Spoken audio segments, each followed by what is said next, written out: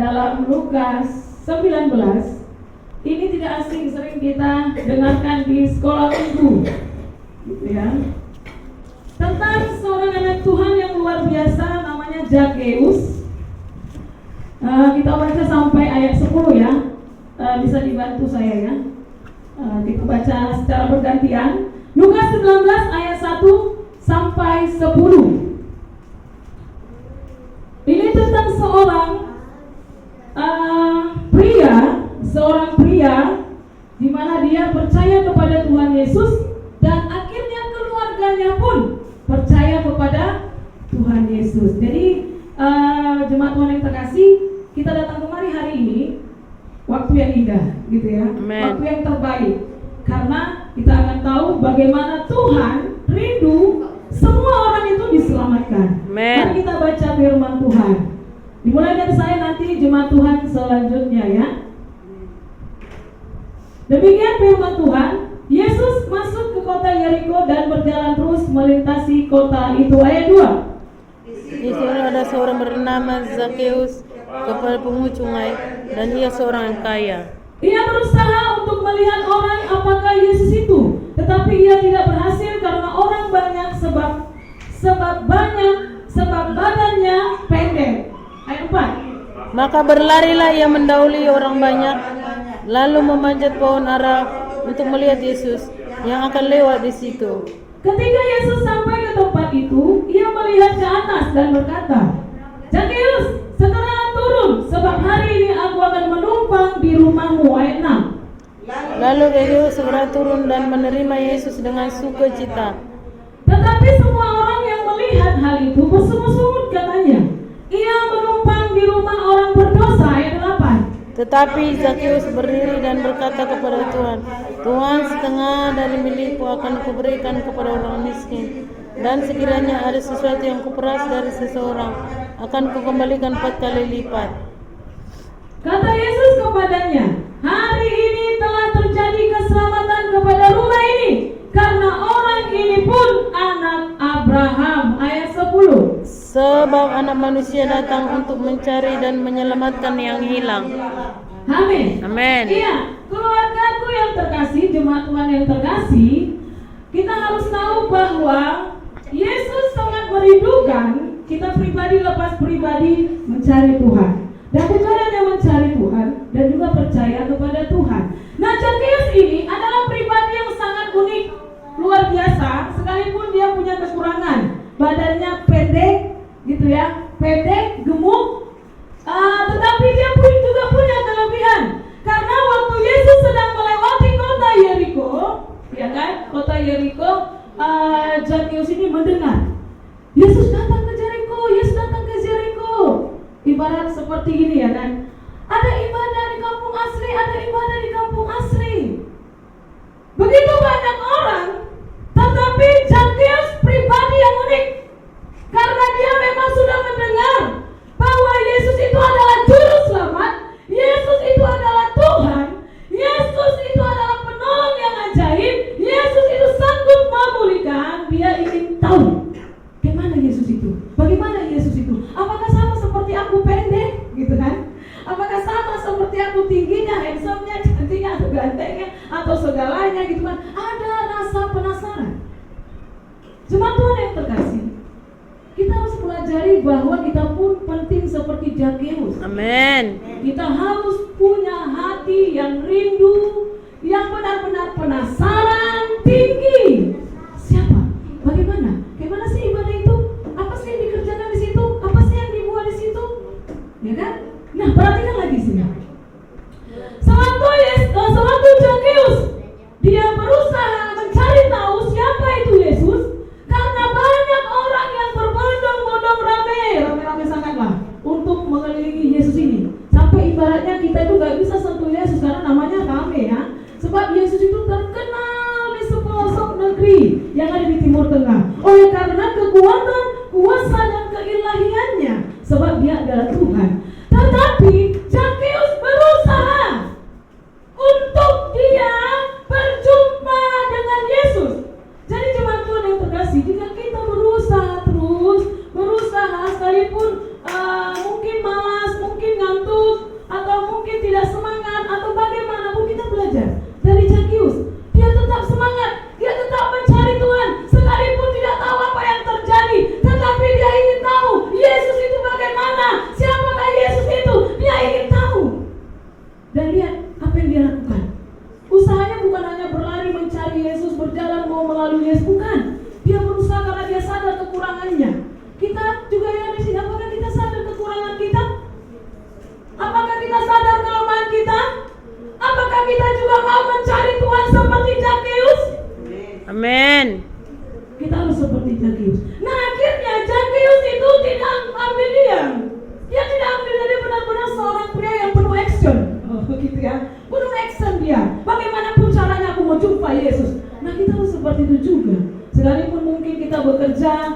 sekalipun mungkin hujan datang, sekalipun mungkin kita pergi ke laut ya kan mencari ikan, tetapi kita harus berusaha. Sama seperti Zakheus, sampai dia manjat pohon. Bayangkan orang tua manjat pohon, dia sudah punya istri, sudah punya anak, manjat pohon. Ibaratnya kita manjat pohon, mungkin sudah datang nyanyian anak mone di atas pohon. Kalau kami sekolah piano, sering seperti sekolah ada yang manjat anak mone di atas pohon, tadi tidak lain. Itu hanya bercanda saja, bergurau. Tetapi kita lihat di sini Zakheus benar-benar berusaha. Bagaimana dengan kita? Sejauh mana usaha kita untuk mencari Tuhan? Apakah karena hujan kita malas? Apakah karena ada badai kita malas? Apakah karena ada persoalan kita malas? Apakah karena kelelahan kita juga malas? Kita harus perbaiki itu semua. Karena Yesus lebih berharga dari apapun. Amin. Zakheus itu berusaha luar biasa nih, sampai manjat pohon. Bayangkan, ya kan? Ternyata kalau kita berusaha itu ternyata tidak sia-sia. Ya kan, sama seperti Paulus. Coba kita lihat dalam Filipi 3 ayat 14. Filipi 3 ayat 14, satu orang nanti boleh baca ya kuat-kuat biar semuanya bisa mendengar. Filipi 3 ayat 14. Beginilah firman Tuhan, dan berlari-lari kepada tujuan untuk memperoleh hadiah, yaitu panggilan terbaik dari Allah dalam Kristus Yesus. Amin. Iya, seharusnya kita juga sebagai umat Tuhan seperti Zakheus juga, dia berusaha berlari-lari sampai manjat itu pohon yang tinggi supaya apa? Bertemu Sang Juru Selamat itu. Amin. Seharusnya kita pun begitu yang ada di sini. Di kampung asli ini, walaupun mata pencariannya nelayan atau mungkin berkebun, ya kan? Tetapi kalau sudah waktunya kita beribadah, cari Tuhan, berlari-lari sekalipun banyak kerjaan, sekalipun banyak halangan, cari Tuhan, kejar Tuhan. Karena ada upahnya. Amin. Karena ada berkatnya. Sama seperti Zakheus. Dia luar biasa. Bayangkan di ayat 4, kita perhatikan di sini, di ayat 4 dikatakan di situ, maka berlarilah ia mendahului orang banyak. Bayangkan saking dia ingin bertemu Yesus, ya kan? Dia benar-benar berlari. Waduh, kayak macam orang yang mungkin kayak seperti rindu sangat bertemu dengan seseorang saking karena dia tahu, oh dia sudah datang, semangat, rindu semangat gitu kan, berlari-lari. Dan akhirnya katanya begini, lalu memanjat pohon, maka berlarilah yang mendahului orang banyak, lalu memanjat pohon arah melihat Yesus yang akan lewat di situ. Ayat 5, perhatikan di sini. Ketika Yesus sampai ke tempat itu, ia melihat di atas dan berkata, Zakheus, turunlah, aku mau menumpang di rumahmu. Pertanyaannya, dari mana Tuhan Yesus ini tahu namanya Zakheus? Karena gak ada kenalan, sama-sama kenalan kita. Kenalan gak ada, gak sempat. Karena dia sudah dikelilingi begitu banyak orang. Dia tidak sempat. Itu menunjukkan bahwa Yesus itu adalah Tuhan. Dia langsung bukan memanggil berkelompok, dia langsung memanggil pribadi kita, nama kita. Hai Zakheus, turunlah, aku mau menumpang di rumahmu. Ada pesan rohani di situ. Kalau kita mencari Tuhan, ya kan, berusaha, sekalipun berat, sekalipun sakit, sekalipun lemah tubuh kita, banyak persoalan kita, banyak tantangan kita, kalau kita datang kepada Tuhan gak akan sia-sia. Amin. Gak akan sia-sia. Yesus langsung respon. Yesus langsung tergerak hatinya. Dia pasti akan menjamah kita. Dia pasti bertanya dalam hati kita, apa yang bisa kulakukan untukmu anakku? Apa yang harus aku lakukan untukmu? Karena Yesus itu penuh belas kasih. Amin. Dia mengampuni. Amin. Seruanmu, isi hatimu, bagaimanapun dia pasti akan dengar. Sama seperti Zakheus. Yesus tahu Zakheus rindu dengan Yesus, ingin tahu siapa Yesus. Yang akhirnya Yesus langsung panggil dia. Jadi jemaat Tuhan, hari ini kita datang ke tempat ini tidak sia-sia. Amin. Kitalah Zakheus rohani itu. Ada amin? Amin. Oleh karena itu hari ini nanti jangan kau malu, jangan kau takut, jangan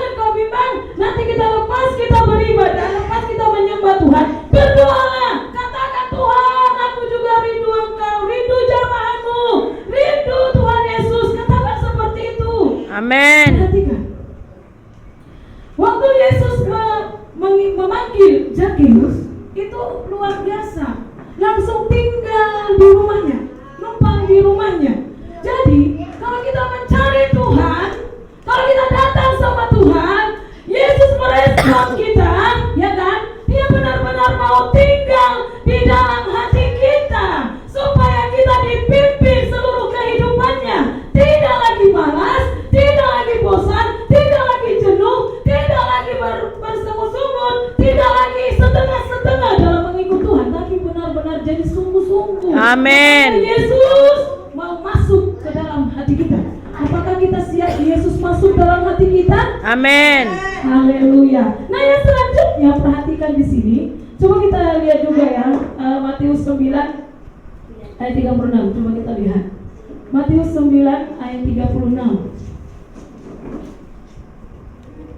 Boleh dibaca?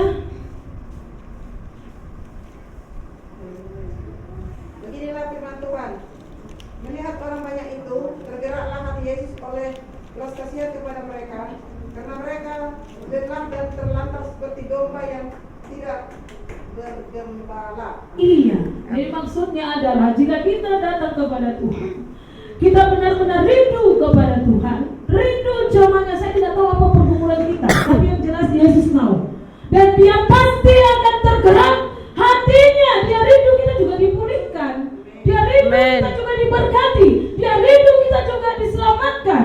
Nah, oleh karena itu, keluarga Tuhan yang terkasih, mari kita datang kepada Tuhan. Jangan malas. Bukan hanya itu saja, tapi ajak keluarga kita, ajak suami kita, ajak anak-anak kita, ingatkan mereka, karena Tuhan juga mau dari kita semua bisa diselamatkan. Amin. Jika kita berseru kepada Tuhan, Tuhan tolong suamiku, Tuhan tolong anakku, Tuhan tolong kehidupan kami, pulihkan ekonomi kami, pulihkan masa depan kami. Apakah Yesus tutup telinga? Tidak. Dia tidak akan tutup telinga. Sesuai dengan ayat ini, hatinya begitu tergerak, penuh dengan belas Kasihan. kasih. Dia tidak pandang bulu, mau tua, mau muda, mau anak-anak, mau dewasa, siapapun, segala kalangan. Setiap kita datang kepada Tuhan dengan sungguh-sungguh, apalagi sudah berusaha, ya kan? Sudah berusaha, datang pula kepada Tuhan. Tuhan Yesus mau perhitungkan segalanya. Ada ya? Amin. Nah, oleh karena itu, keluarga yang terkasih, perhatikan di sini, ayat 6. Lalu Zakheus segera turun dan menerima Yesus dengan sukacita. Jadi kalau kita benar-benar percaya kepada Tuhan, seharusnya bersukacitalah. Amin. Beribadah. Bersukacitalah di saat kita mengajak juga keluarga kita. Bersukacitalah di saat kita mendengarkan firman Tuhan. Bersukacitalah di saat kita menyembah Tuhan. menyembah Tuhan. Sekalipun turun naik gitu kan. Turun naik, lari-lari, itu nada, itu lirik, segalanya lari-lari, gak masalah. Yang penting hatimu dengan Tuhan. Nah, yang selanjutnya lihat, perhatikan ayat 7. Jadi setiap kita mencari Tuhan memang banyak tantangan ya. Salah satunya di ayat 7 ini. Tetapi semua orang yang melihat hal itu bersungut-sungut, katanya, ia menumpang di rumah orang berdosa. Kenapa mereka bilang begitu? Karena memang pemungut cukai, Zakheus ini pekerjaannya itu pemungut cukai. Di sana adalah pekerjaan yang berdosa karena dia membungakan uang sampai berlipat-lipat bunganya. Seperti itu yang membuat orang terlilit hutang, susah untuk membayarnya. Nah, perhatikan, tetapi Yesus datang ke rumahnya. Saat Yesus datang ke rumahnya, saat Yesus benar-benar memanggil dia langsung mengalami pemulihan. Dan dia juga melakukan komitmen untuk dia setia melakukan segala kehendak Tuhan. Jadi walaupun penghalang apapun, ya kan? Memang kalau kita mau beribadah, saya pernah di Medan, Indonesia, pernah saya punya niat, aku mau beribadah lah gitu. Pertama-tama ini mau ke gereja ITA GBI, aku mau beribadah, aku mau mencari Tuhan di sana, gitu kan? Karena saya sudah berkomitmen mau gereja itu aja. Tetapi paginya, waktu kita mau siap-siap semuanya, hujan deras, sederas-derasnya, terkejut kita. Padahal kita masih jam 10, itu masih sekitar jam 8 masih terang. Tiba-tiba hujan seperti itu. Tetapi saya langsung tahu, ini kuasa kegelapan. tidak senang melihat orang beribadah, tidak senang melihat kita mencari Tuhan, tidak senang kalau kita diselamatkan, tidak senang kalau kita diberkati. Jadi waktu itu saya langsung kerjakan semuanya, mandi, pakai semua segalanya. Saya percaya ini hujan akan berhenti.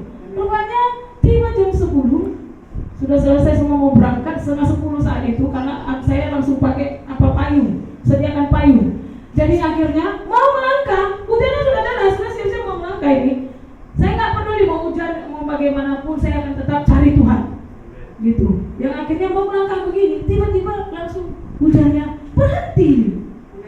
Saya langsung gini, terpujilah nama Tuhan. Ternyata ini hanya tantangan saja.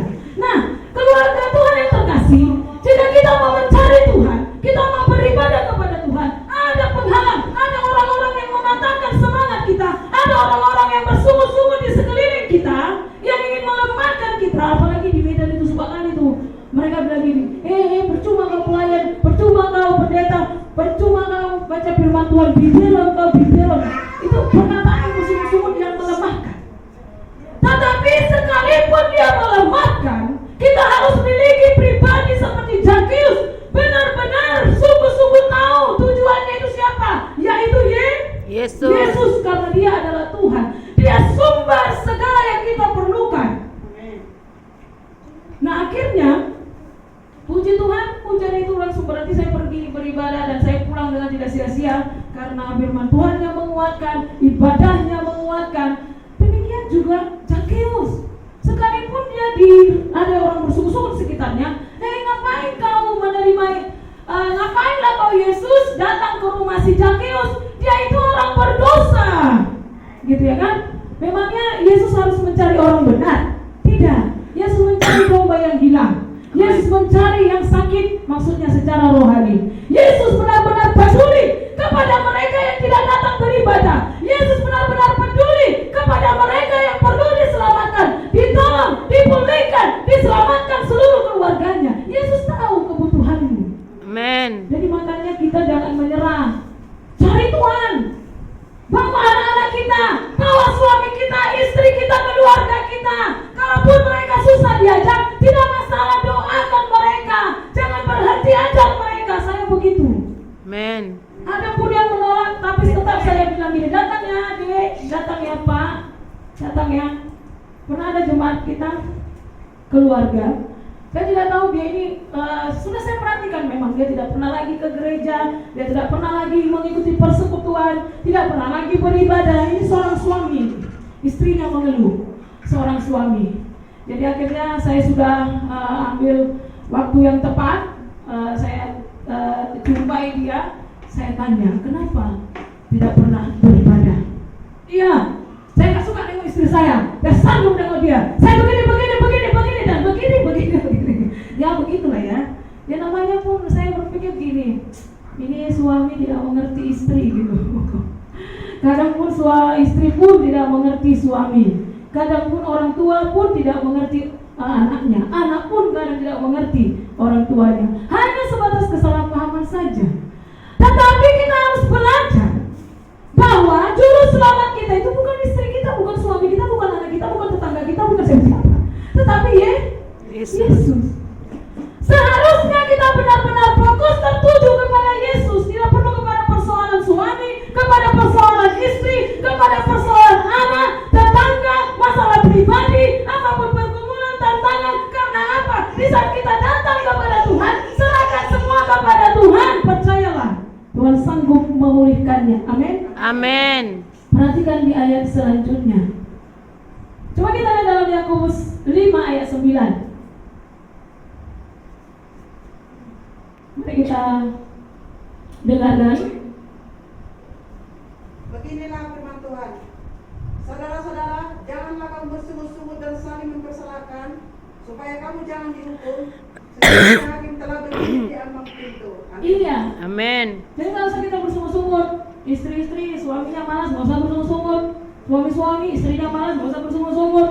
Anak-anak kalau tidak diikuti keinginannya sama orang tua, jangan bersungut-sungut. Orang tua pun juga kalau anaknya tidak menaati, juga jangan bersungut-sungut. Serahkan semuanya kepada Tuhan. Tuhan Yesus sanggup memulihkan segalanya. Jangan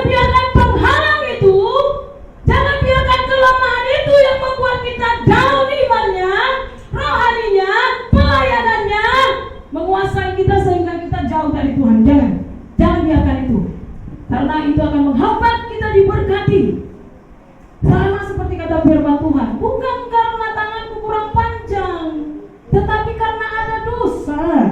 Sungguh-sungguh itu pun kalau kita pelihara, bahkan juga mendengar apa kata orang yang membuat kita jauh dari Tuhan, itu pun juga bisa dosa. Karena dosa itu pelanggaran hukum Allah. Yesus mau kita semua datang kepada Tuhan, tetapi karena persoalan kita tidak mau datang kepada Tuhan, itu pun juga berdosa. Dan jangan biarkan semua penghalang-penghalang itu membuat kita jauh daripada Tuhan. Tetapi kita harus berlari kepada Yesus, karena Yesus tahu apa kebutuhanmu. Yesus tahu apa yang kau perlukan. Dia benar-benar adalah Allah yang Maha Kuasa. Dia benar-benar Allah yang Maha Besar, dan Dia sanggup melakukan segalanya. Perhatikan, setelah Zakheus bertemu dengan Yesus dan Yesus merespon, ya kan? Yesus menanggapi kedatangannya, bahkan juga usahanya, segalanya. Benar-benar perhatikan ayat 8. Tetapi Zakheus berdiri dan berkata kepada Tuhan, Tuhan, setengah dari milikku akan kuberikan kepada orang miskin, dan sekiranya ada sesuatu yang kuperas dari seseorang, akan kukembalikan 4 kali lipat. Nah, sudah sejauh mana kita percaya kepada Yesus? Sudah berapa tahun kita percaya kepada Yesus? Tapi bagaimana kita belum menyerahkan hidup kita kepada Tuhan? Belum sungguh-sungguh kepada Tuhan? Belum ada satu jiwa pun yang bisa kita menangkan. Sudah berapa lama kita beribadah kepada Tuhan? Apa komitmenmu? Apa komitmenmu?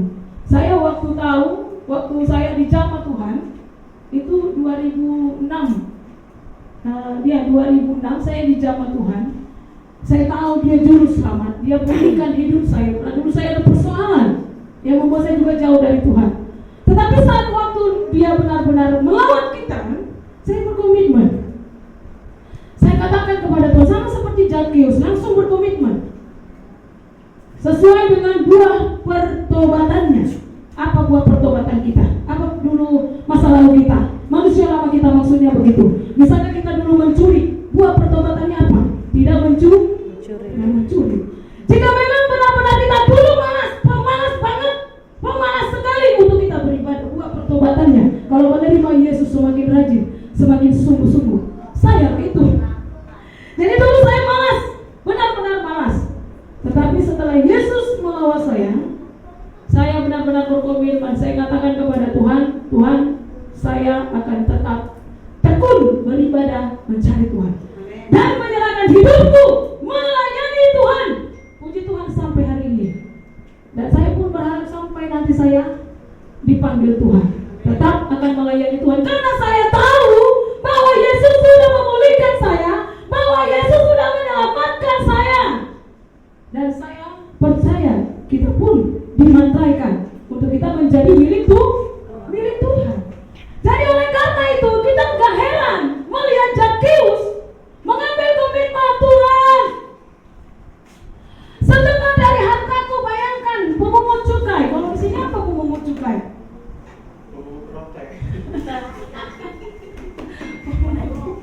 Yang jelas yang membungakan uang itu loh. Along gitu ya. Malu-malu do. Kalau di India sana Tuan Takur.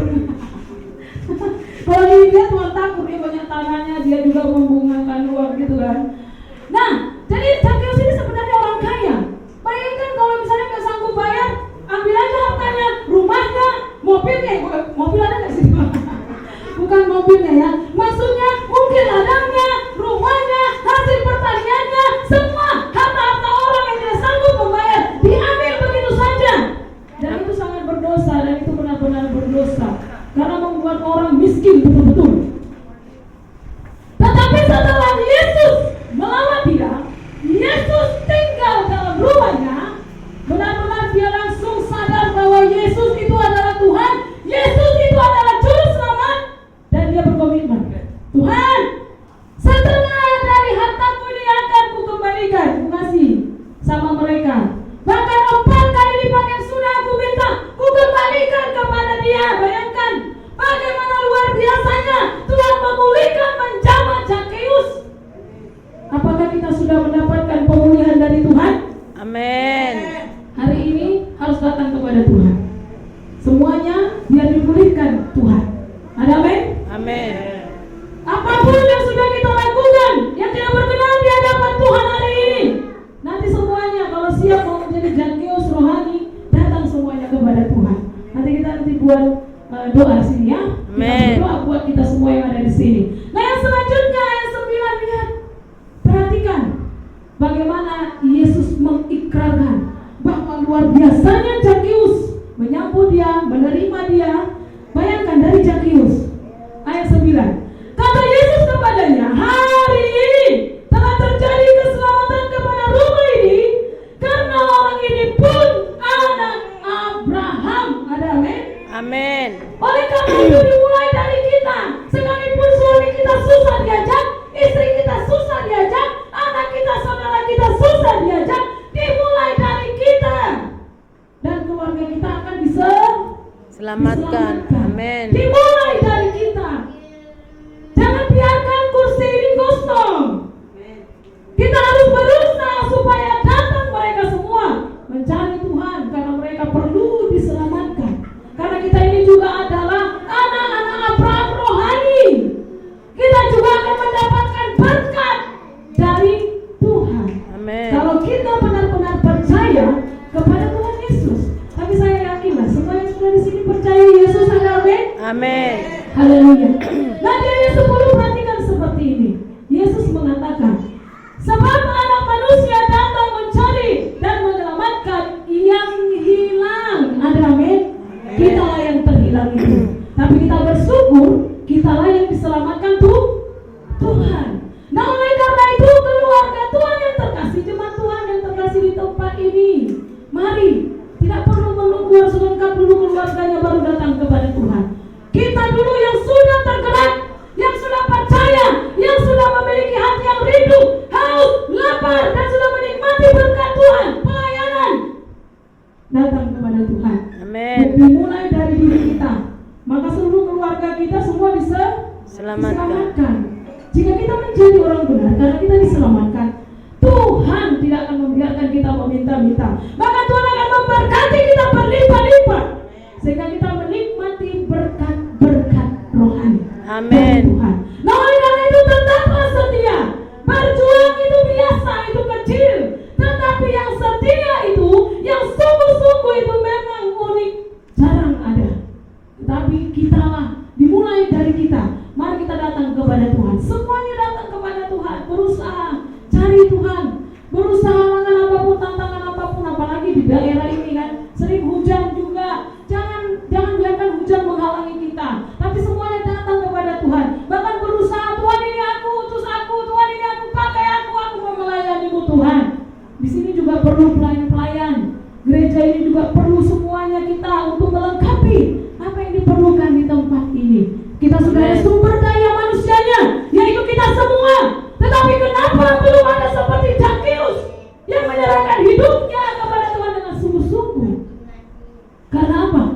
Karena kita masih setengah-setengah datang kepada Tuhan. Atau mungkin karena disuruh kaulah. Oh jangan begitu. Tetapi harus katakan, pastor, aku siap. Tuhan, aku siap. Amin. Serahkan hidup kita kepada Tuhan. Dimulai dari kesiapan hati kita, maka Tuhan akan melengkapi segala kekurangan dan kelemahan kita. Itu adalah janji Tuhan. Aku akan menguatkan, mengakukan engkau, bahkan akan menyertai kita sampai akhir zaman. Amin. Keluarga Tuhan yang terkasih, mari kita semua datang kepada Tuhan. Karena saat kita datang kepada Tuhan, kita berusaha. Yesus langsung merespon. Penghalang apapun itu tidak akan menjadi penghalang bagi kita, tetapi kita datang kepada Tuhan dan kita akan mendapatkan lawatan dari Tuhan. Dan bukan hanya lawatan, tetapi keluarga kita pun diselamatkan. Amin. Demikian firman Tuhan yang saya sampaikan biar menjadi berkat bagi Tuhan, bagi kita semuanya. Mari saya mengundang semuanya bangkit berdiri.